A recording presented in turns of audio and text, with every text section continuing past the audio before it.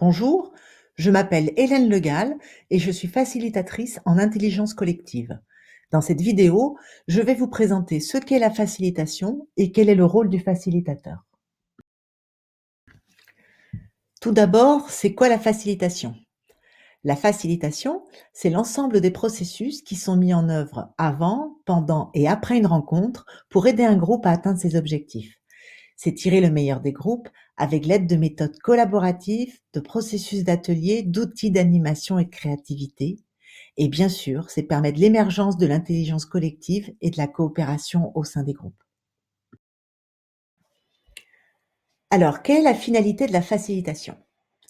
En premier lieu, c'est aider les équipes à mieux travailler ensemble et à construire par elles-mêmes les réponses à leurs enjeux.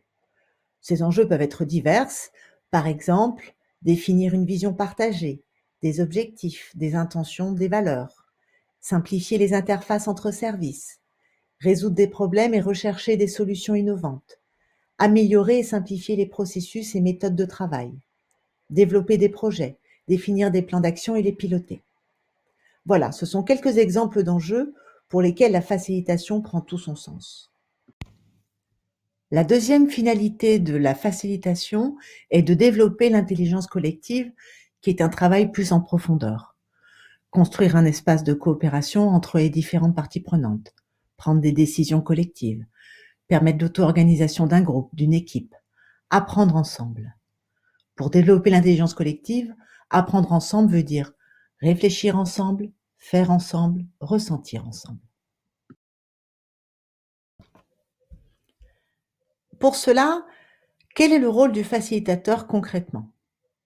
Le facilitateur est présent tout au long du projet de l'action de facilitation.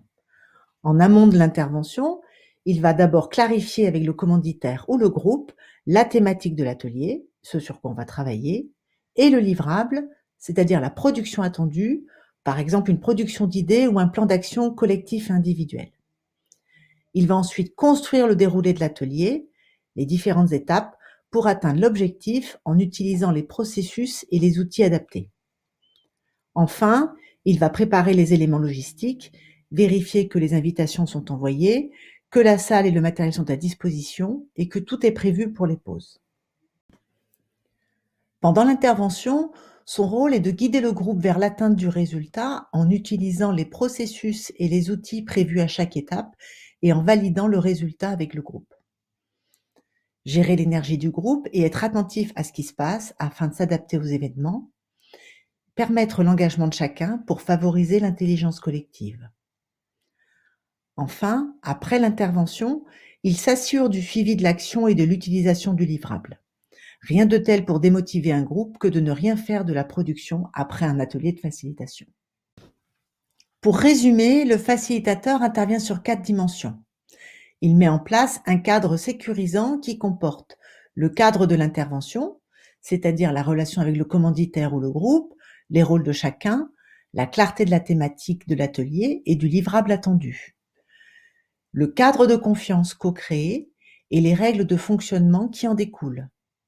Le cadre de réalisation de l'atelier, c'est-à-dire la logistique, la salle, la gestion du temps. Il établit les processus du groupe pour créer un groupe collaboratif, créer son engagement, gérer son énergie pendant l'atelier. Favoriser sa mise en action, la production des résultats pour atteindre le livrable attendu. Il utilise des outils pour la mise en activité, des outils de partage de représentation, de clarification de la vision et des objectifs, de partage de diagnostic, de recherche de solutions innovantes, de prise de décision collective, de mise en place et pilotage d'un plan d'action. Et enfin, il développe une posture facilitante, neutre et de non-sachant. Le facilitateur est maître des processus, mais il n'intervient pas sur le contenu. Il est gardien du temps, décentré de lui-même et centré sur le groupe. Il communique de façon positive et respectueuse, et il est confiant envers le groupe et envers les processus. Voilà, nous arrivons à la fin de cette vidéo. J'espère que cette présentation vous a permis de mieux comprendre ce qu'est la facilitation et le rôle du facilitateur, et je vous remercie de votre attention.